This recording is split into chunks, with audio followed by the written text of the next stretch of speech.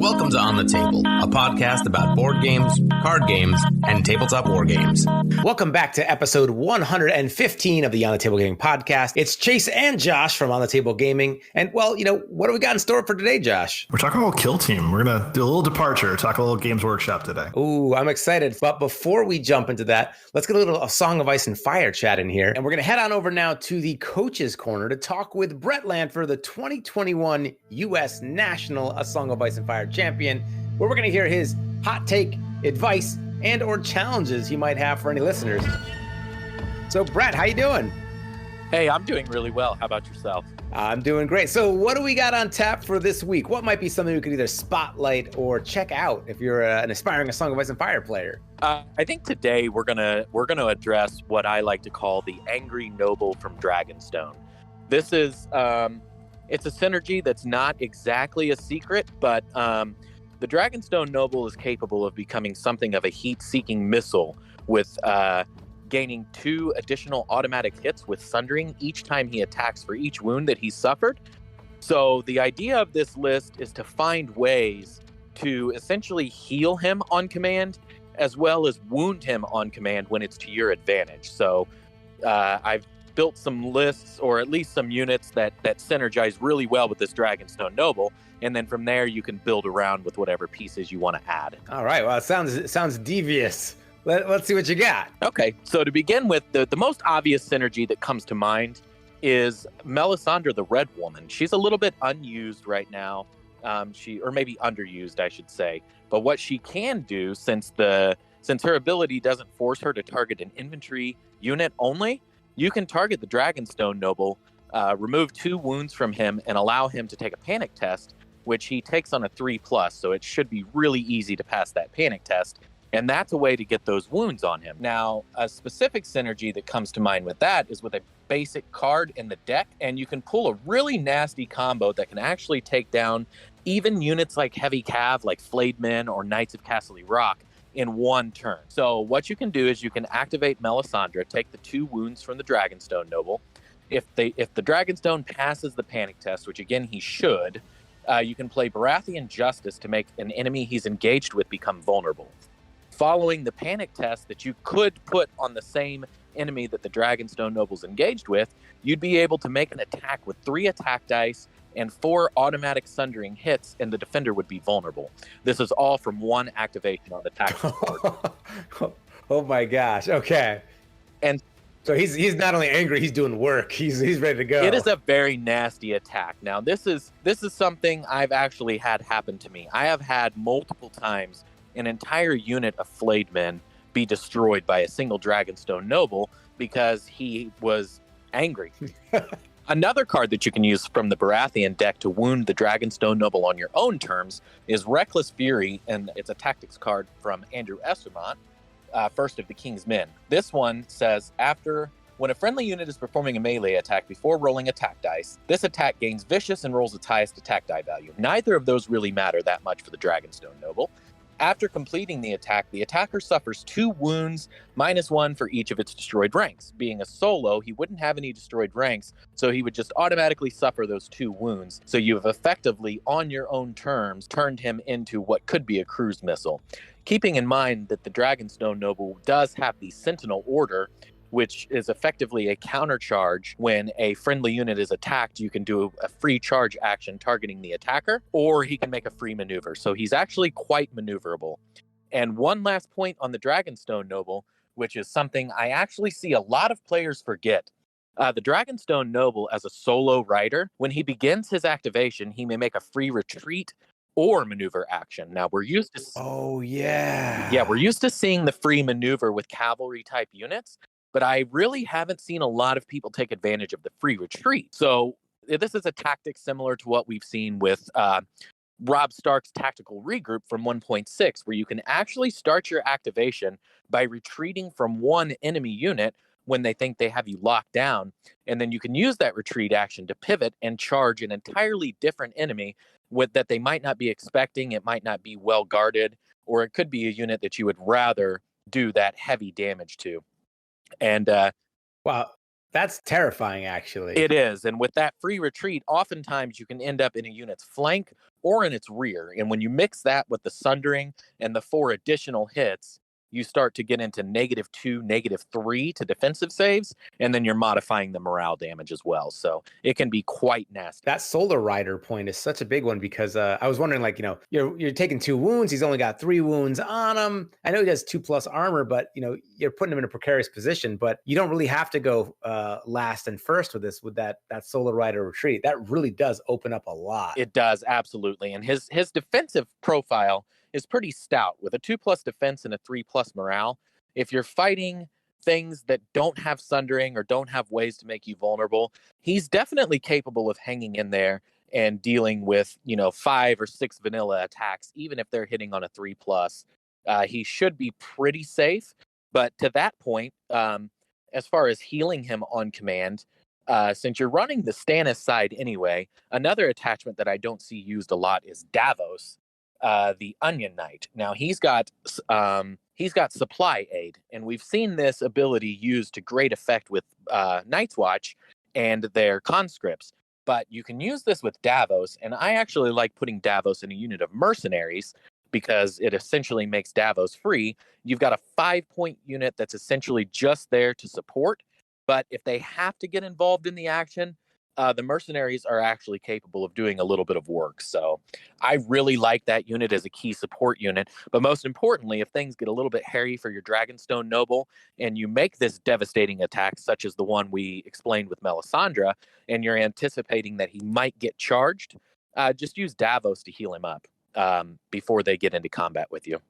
That's fantastic. So if you're listening, maybe their challenge for this week is take out some Dragonstone Nobles and give it a shot here. You're looking at Andrew Estermont, Davos Seaworth, the Onion Knight, Melisandre, the Red Woman. Let's see some sample lists and let us know, how it goes for you. Are there ways you might tweak or iterate on this to build yourself a list that you find success with?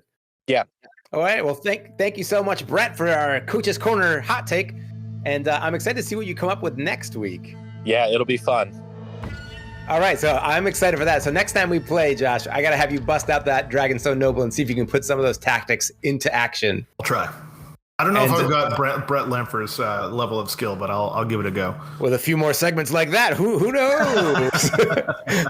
But let's get back to this idea of kill team and exploring this new edition. Yeah, so I mean, I know you sort of had a similar experience, but we both played 40k a long time ago. I think you played second edition because you're old, and I played. We're close in the same age here. I guess, but I know you have a copy of Rogue Trader in your house, so I mean, yes. You must be older than me. I can't. I played third edition, which was like sort of the big edition at the time. Much maligned in the moment for being sort of a simplification of the extremely complex second edition rules. But I think both of us took a pretty healthy chunk of time away from Games Workshop, right? Like, I mean, I think we both stopped playing probably like 97, 98. So we're talking like middle school. Yeah. Well, so we kept playing, but I realized at the time we had been like refusing to play the new edition, third edition. Mm-hmm. And so we all just played with our friend groups. And so we just kept playing second edition. And I realized it was for like a couple of years now. Like, looking back, if this was a new game, like, if a Song of Ice and Fire had a new edition and I just like refused to start playing it for like 2-3 years, like that might be kind of an oddity today. I think it's funny because, not to get too far into the weeds, but people do tend to feel like when there's a new edition out, like there's no possibility that they can just continue to play. But it's like, if you still have the miniatures and you still have the rule book, the game will never die unless you stop playing it, right? So that's always an option. But certainly people do feel like that, like once a new edition comes out, throw everything away, start fresh. And so, why did you return to Kill Team, or what brought you back to the Warhammer universe? Well, I thought, it was funny. I was just cruising around and I stumbled across the 40K. I think I've probably talked about them before, but the 40K in 40 minutes guys. Yeah. Watched a couple of their videos and just found myself like just idly watching them. And I had been like obsessed with Space Marines and like read a bunch of the books and stuff when I was a kid. And I would just like leaf through my old codex like 100 times. And so it kind of sparked that, little like itch of like, oh, this is kind of cool. So I was kind of poking around. I ended up buying like a they have these like push to fit intercessor units. It's like 3 Space Marines that come in a box for like $10 or something like that. So bought a couple of those, painted them, and I was like, well, that was really fun. I wish there was something I could do with them. And I found at the time that, Kill Team was out, which was a 40k universe, but scaled down to the skirmish level. So you're talking, between 5 and maybe 15 models if you're playing one of the, more horde-based factions. And it was one of those things where I was like, I think I can like kind of dip my toe in here and get a little bit of that 40k flavor without necessarily fielding a whole army. There's something to be said about just how beautiful Games Workshop miniatures are. Like, so, we'll get to this in a little bit, but you split a core box of the new Kill Team with me, and I'm just putting those miniatures together. I was like, wow, it's like really satisfying to like push everything together and have it be like so sleek and like well fitted. And the miniatures themselves are just gorgeous. Yeah, I mean, I think that's still one of their key strengths is their IP that they own, but also, the models that they put out are consistently extremely good, packed with detail. So it's something that's always like a lot of fun. It's just even the assembly process, which, hopefully everyone's into that. But that's something that I also like enjoyed, was just kind of like, picking my options, getting the pose I wanted down, all that kind of stuff was really fun. Came right back to me. And it's really hard. I mean, it's hard to avoid the Warhammer universe, right? 40K itself is like so omnipresent in wargaming. Video games that are out there, the setting is just so fantastic. Heck, even just watching, although many of them have been taken down now in the wake of the Warhammer TV series stuff, but a lot of those like fan-made videos, I'd be watching those and be like, this is so cool. Yeah. I mean, it's a cool universe. I mean, to me, it's almost amazing that they haven't done something bigger with it yet. Like, how is that not like a Netflix show or something by now? It's just crazy to me. But maybe eventually that'll be something that comes out. But yeah, I mean, like the fan-made stuff is excellent. Unfortunately, it does seem like Games Workshop is a little over aggressive in protecting their IP, but yeah, it's part of their larger strategy to make that like kind of Netflixy set they have where you can log in and watch their own special content. Sounds like they're playing a few steps ahead maybe, so we'll see where it goes. But they're definitely a little bit more aggressive in monetization, that's for sure. I mean, it's one of the reasons that they're as successful as they are, but also is like somebody who's just engaging with the hobby is sometimes a little bit of a drag for sure. Right. I mean, they're trying to run a business, I suppose. So, but let's talk about Kill Team. So this was something when you initially were like, "Hey, would you be down for playing some Kill Team?" I don't know. I think at first it was like, this is like I'll cash in some Josh credit here, and I'll be like, I'll give it a shot because you're suggesting it. But it wasn't something initially I was chomping at the bit to try. In a weird way, a lot of times it seems like over the past couple of years, like there's been a bunch of like 40K editions and box sets come out, and I'll see like, ooh, like there's these new Dominion boxes or these new Kill Team boxes, and it's kind of just like in the background. You walk to the store and you just notice, you're like, oh, there's a new thing. Oh, yeah. But it wasn't like something that I was really hyped about, or actually I hadn't even been hearing that much about. Mostly from you, and it was really actually interesting. It kind of made me question, well, why haven't I been playing Warhammer games for a while? Because it was actually a lot of fun. Yeah, I mean, I will say, like, having played Kill Team and unfortunately also dabbling in Big Time 40K a little bit, I mean, the game is very fun. So yeah, it's one of those things where I started, doodling around with like pretty modest expectations, like where, I'll just buy handful of Space Marines, maybe buy like one more unit of something just to fight with my Space Marines, and then that's as far as I'll go. And then I ended up going, well, I only need one box of stuff to build a whole new Kill Team for an entirely different faction. So let me check out Tyranids, let me check out Plague Marines, let me check out Tau, let me check out Necrons. The next thing you know, I've got like a dozen or so Kill Teams that are all built and painted. But that's also kind of the fun, is that it's hard for it to get stagnant, because you can spin up a new Kill Team and take a lot of time with the models, because you would never have to paint more than, like I said, like anywhere from 5 to 15, and that's it. And maybe there's two things there that I want to hit. One is like, this is a great game for like onboarding people into Games Workshop games, and two, I don't know how this has been received in the wider community, this particular rule set, but I was impressed. It was simple and light enough to jump in, while it still felt like it had the flavor that makes this setting seem really cool. And so both the accessibility features and the idea that, like, if you're getting to the hobby, or if I was a big 40K player, I could totally see how you'd be like, well, yeah, start off playing Kill Team, and then eventually you build up into having a full-sized force. You want to pick up some vehicles and other cool things. And then that really makes sense. And I was kind of looking longingly at some of the other games I play, like Star Wars Legion, and thinking, man, what's the best way to jump into that? They have a smaller point value system you can play, but it's the same basic rules, and it doesn't quite feel as balanced. It'd be like saying, let's play a Song of Ice and Fire, but we're going to start off at like 15 points, and you're like, this isn't the same. I mean, I do think that eventually it'd be cool if they put out a rule set that you could use Song of Ice and Fire models in a skirmish setting, because I do think that could be really sweet.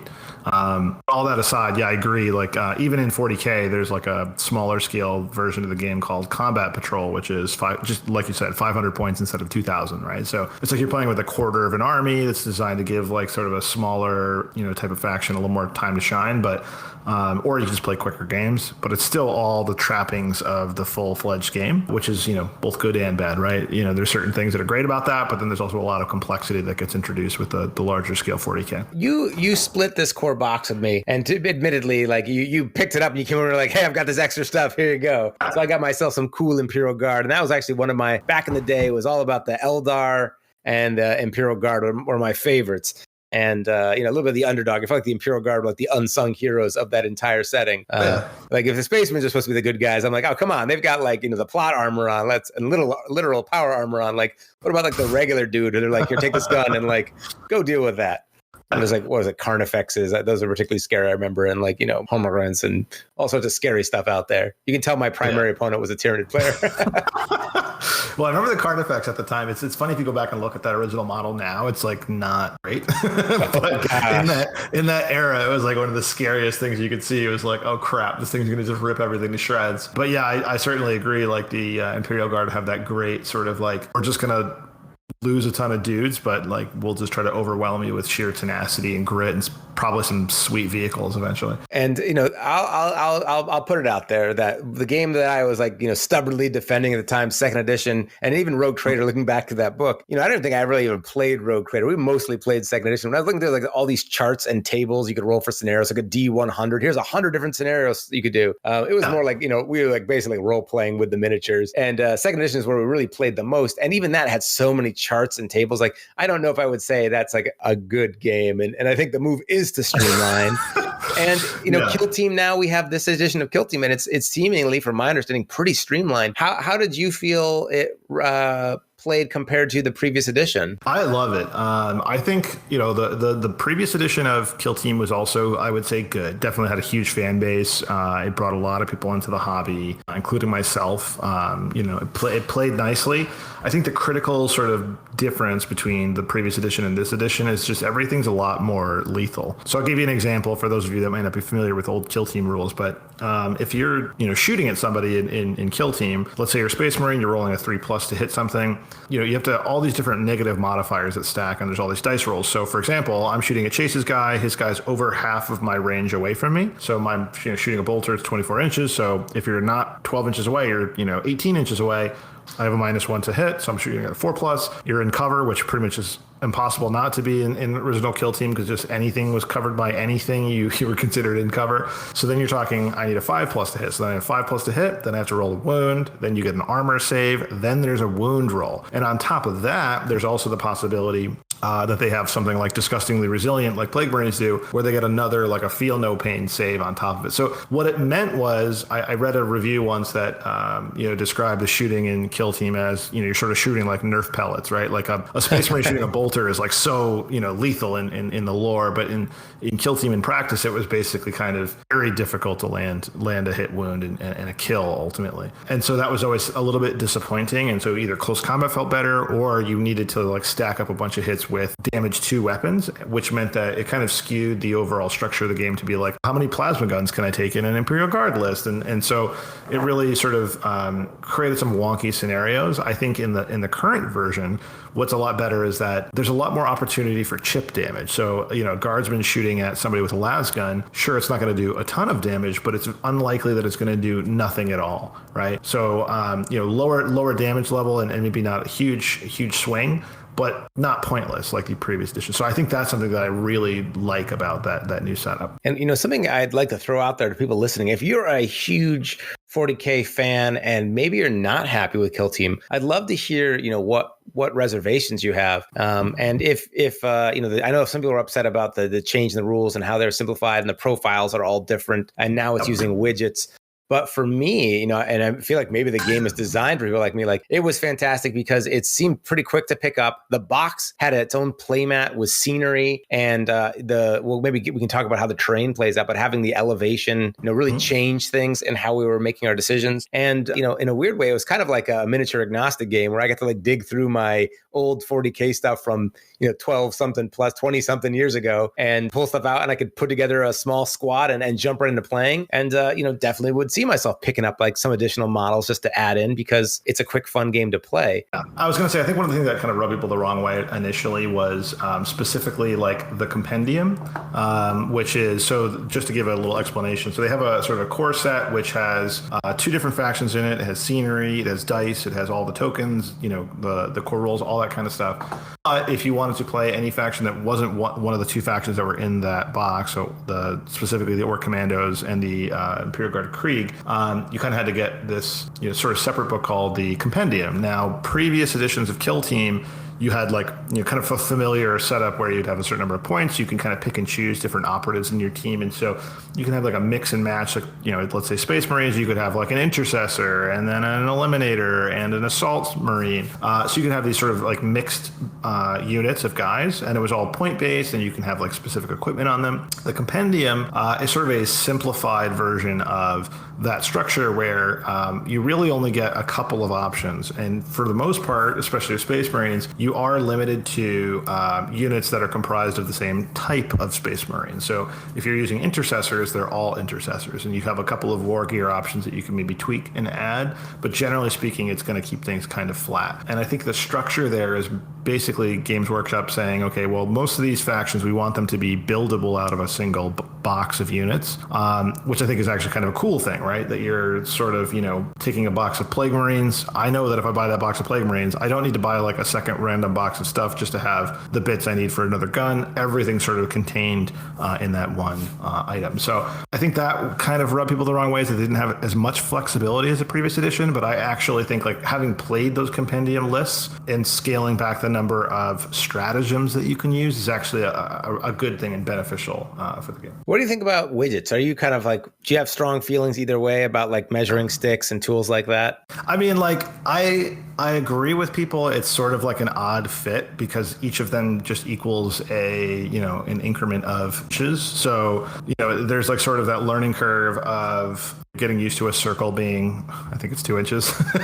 But, once you use the widget for a little bit of time, it becomes second nature. It's not complicated. I mean, I know it's a big meme thing online, but I don't have a problem with it at all. Did you find it difficult to figure out? No, I like it. So the weirdest thing has been in my return to wargaming, I have gravitated toward games like Star Wars Legion or Marvel Crisis Protocol or Song of Ice and Fire, in which I'm not typically using a tape measure. And so for the past, 5-6 years, I've been almost exclusively playing that. And when I'd played something else, I'd like have to go dig out a tape measure. And so now I'm going out to the garage and like digging out a tape measure to play a game. And it feels weird. So coming back to this, the actual widgets, they seem fine. I would say that kind of weird, like trapezoidal shaped widget they have, it actually doesn't feel good in your hand. I don't know what it is, but like it doesn't feel right. There's something like kind of off, but I think it totally makes sense just to use a widget like that. And there's only so many ways you can make shapes, etc. But I thought it was fine.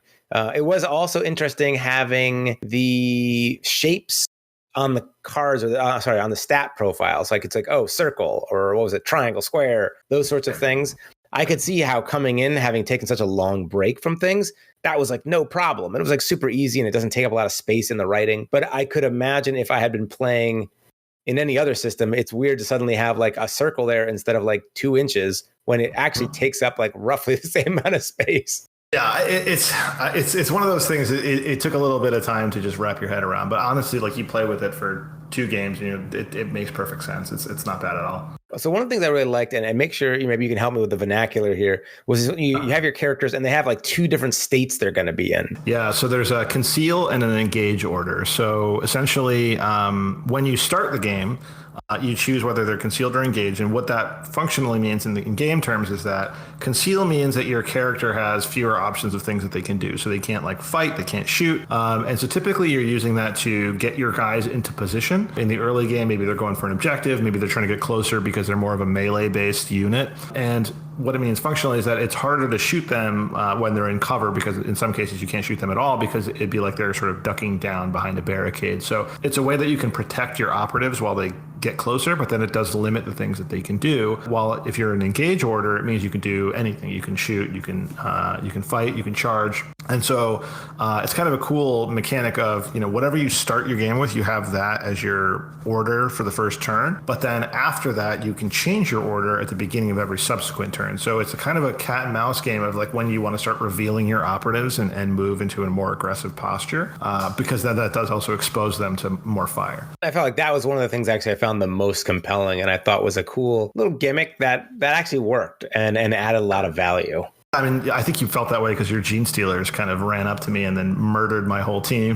That's it. Did you see what happened? There was that first game I tried to be the heroic Imperial Guardsman and we got murderlated, we got gunned down. Then I was like, you know what else to beat me when I played? It was Tyranids. Let's try them out. And things went much, much better.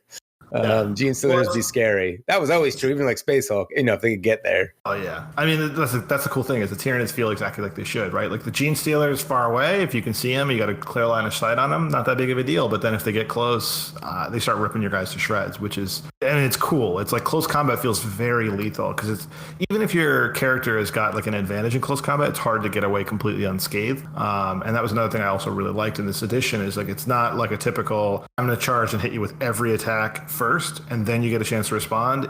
We're fighting and like I'm using my dice to parry your dice and you can parry my dice, but then there's still an advantage to charging, but it's not like a total advantage where I can just kill your guy before you get a chance to even swing back. And then for the terrain, how do the terrain interact with those states?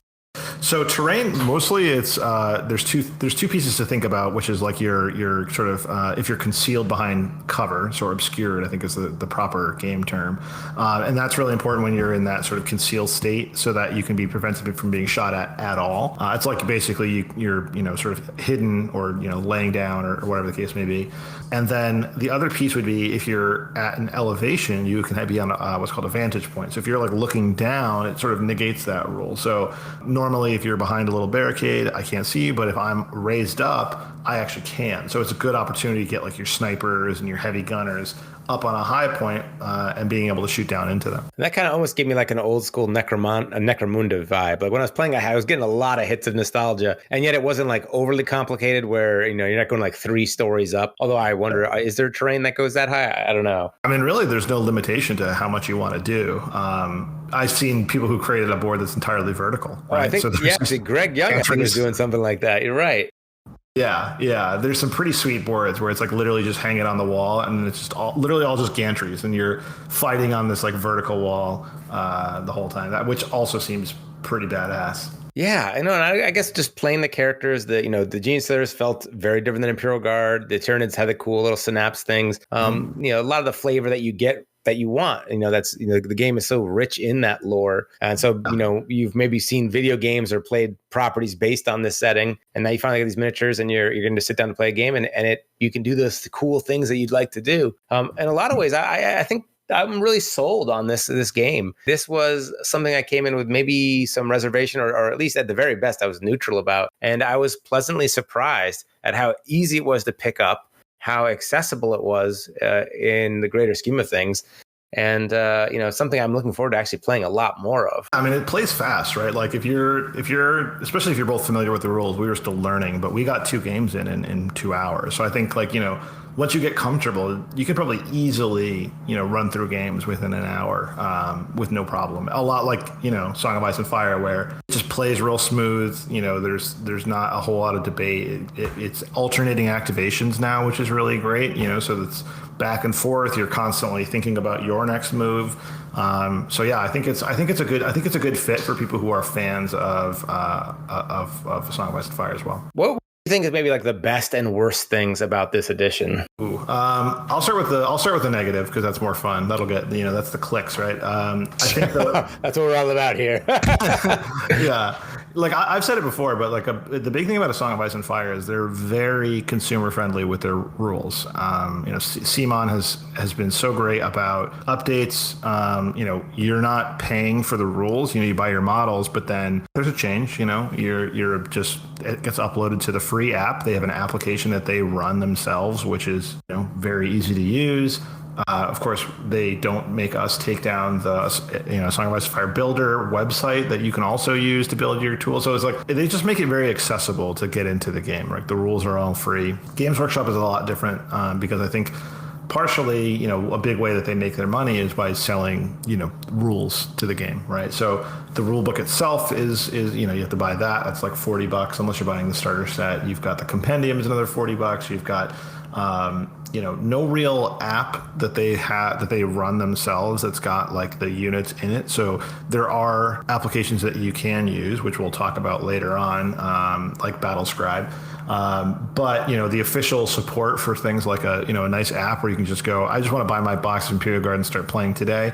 Can't really do that without buying the rule book that's going to have all the information in it. So that, I think, of all the negatives, that's one that, coming from Song of Ice and Fire might be a little bit of a sticker shock because you're like, wow, these books are expensive for something that's required to play the game. But once you get past that initial purchase, if you happen to have old 40k models or you just want to like dabble, then you're really talking about you're buying one box a unit, one box of guys, and you got your faction right there. And you can really spend as much time customizing those individual dudes as you want because they're all going to be a character in your team. They're all named operatives that all have specializations. So it can be pretty rewarding in that respect. I think for me, the biggest draw was, it's kind of fun to go back to like small amounts of miniatures. While I've got squads that could be smaller in Star Wars Legion or even Marvel Crisis Protocol, you're maybe only painting up like a few characters here. You got your roster of maybe 10 you're bringing.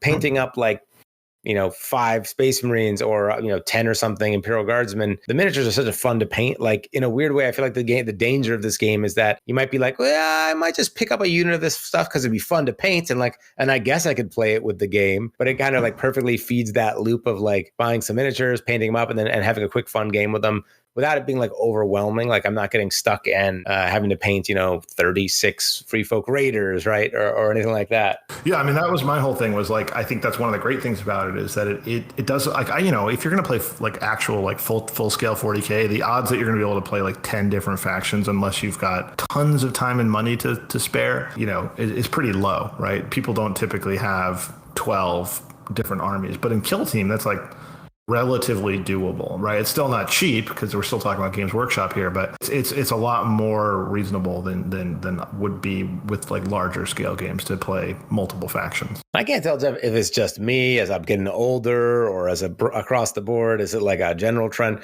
These smaller, quicker games, I'm really a big fan of that. Like that's really appealing to me. Yeah, I'm with you. I think games that can be wrapped up within an hour, and then this way, like because like how many times I think part of it is like as you get a little older, it's like harder to like find a full day to like just game, right? So then when you do, it's like it's really cool if you can get a whole bunch of games in at once, right? And that's why it's great for like Song of Ice and Fire or X-Wing or Kill Team. It's like I want to be able to get through a game really quickly, have a great time. We both had our sort of moments of success and failure, and like came out. I was like, that was really fun. Let's run it right back. Let's we can play the same list or we can play different lists. We can move the board around, like and play really quickly. And I think games like that are really probably the best thing for me right now. And I think I walked away with having cool moments to talk about. We're like, oh, when that happened, like that was awesome. And even when bad things happened, it was just one game. So it's not that big a deal, right? Whereas I definitely remember back in the day, you'd paint up your new unit, you put it on the table, turn one, it gets like blown away. And then you've got like 4 hours of game left or something where it's like you're fighting from behind, or maybe some of these early game decisions put you at a difficult spot. This was like, well, a lot lower stakes. Now, one thing that would be interesting for this would be if there was some narrative components that could be woven in. Is there anything like that for Kill Team? Oh, Chase, I'm so glad you asked. Of course there is. Yeah, they built a whole new system, which is actually really cool, and I want to try it out. So the previous edition of Kill Team, that was something also that they didn't do great, was like sort of a narrative campaign structure. It was very much like tacked on. There wasn't a lot of like meat there. But now they have like a whole chunk of the rulebook that's dedicated to a campaign. So now you've got your little roster of guys on your kill team, and they're all named. Now, what's even cooler is you're going through multiple missions and you're losing some of them. They're getting killed or permanently injured. You can get experience and have them level up. You can get special equipment that you acquire over the course of a campaign. So sometimes it's like something simple, like just grenades that your guys can throw. But it could also be like a relic, like a special plasma rifle that's like, a relic of the past that's like better than a normal one. So like really cool stuff that you can achieve. And there's also a quote unquote base of operations that you're upgrading as well. So, picture your hideout that your base of operations represents, that you're, striking out from to like run these operations with your kill team.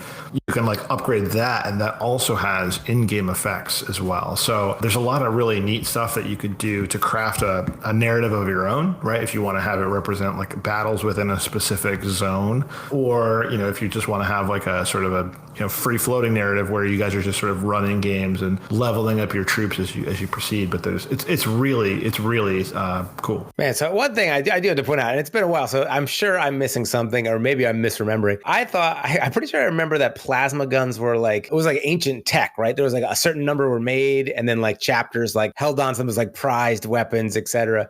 Seems like, these days everybody's got a plasma gun, or it's still an iconic 40k weapon, but has that changed? Is there more because I feel like everyone's got it. Great question. I'm not sure in terms of their how common they are. I'll say that like what's happening in the modern lore, not to get too out there, but like the whole like primary space marine thing, they definitely have more, like there's a whole unit of plasma marines that you can use. So like literally everybody in the squad, they're called Hellblasters. They're all going to have plasma guns.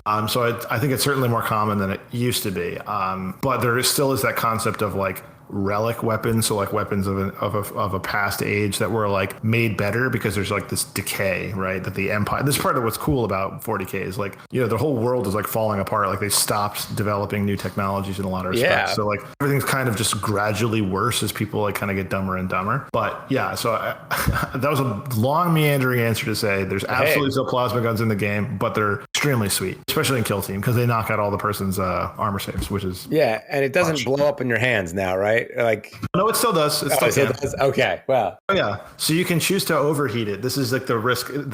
What's great is like the continuity of 40k. Like you'll have played this when you're 12, and then you come back and play it now. You're like, didn't those used to like hurt you sometimes? Like yes, they still do. They did not change that rule. So like basically you have the option when you shoot a plasma gun to say I'm either going to shoot it regular, right, which is not going to risk the overheating, or I'm going to overcharge it, which means that you're cool, right? And then you gotta always be overcharging. Is that this is what the cool kids do? Always overcharging. If you're not overcharging, then you're doing it wrong. But then so if you roll a 1 to hit, you basically like it like kind of burns the character. So you take like a certain number of mortal wounds, which is not great. Yeah, that sounds bad. And then what do you think about like the battle mats and having the scenery all included in the core set? Do you mind at all playing on that cardboard battlefield? Not at all. I think it's awesome that they include that in the setup. So you've got like a mat that's not necessarily it's cardboard, right? So it's hard, but then double sided. You've got two sort of like themes that you can go for. But I think it's cool because it fits right in with the look and feel of the game. I'd say it's a little more slippery than like a neoprene mat. So if you're playing on like a one of those game mats, those I still think would probably be better generally. But I think it's an awesome include, and I think the scenery that comes in these boxes is just crazy good. Like Games Workshop makes excellent scenery, and the stuff that came in this most recent Kill Team box is even better than the previous edition, which was decent. But this one is like I would say extremely good, and you can still get a hold of the Octarius box set on Amazon. I think they're going for like $170 right now. So you split it with a friend. Not that bad. Yeah. Easy. Also just, easy to put away too. I can just store it and then pull it out and play it on most any table. It's not that big. Scenery fits in the box, which is good. It's just, wow. Mind blown. Yeah. So, it's something we want to definitely explore more. And if you are someone out there who is a veteran 40K player, but maybe with it for all the years, and you've got a wealth of knowledge, like let us know what we got wrong or things we should check out or consider. I'd also be interested to hear, like, what are your thoughts on this, right? As someone coming back, I think Kill Team is a very easy and approachable way to get back into things.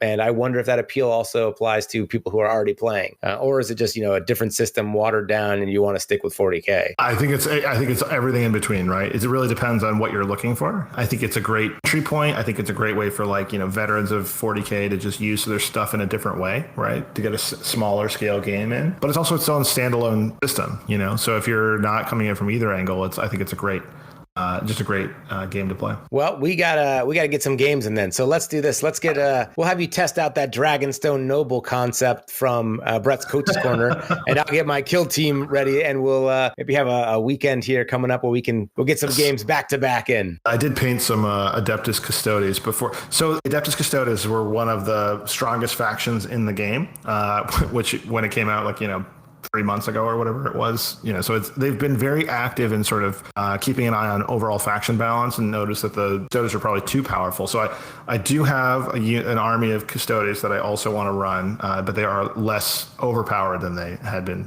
just a few weeks ago. Oh, that's good. So I'll be spared a little bit of that wrath. You can also use them if you want. Oh, tempting. Yeah. Okay. I'll give it a shot. We'll see. All right, with that, we're going to wrap things up. Thank you so much for joining into our casual conversation about Kill Team. Be sure to head on over to the On the Table Gaming Facebook group and let us know your thoughts about all these topics in the comments below. And in the meantime, we hope you get your miniatures on the table.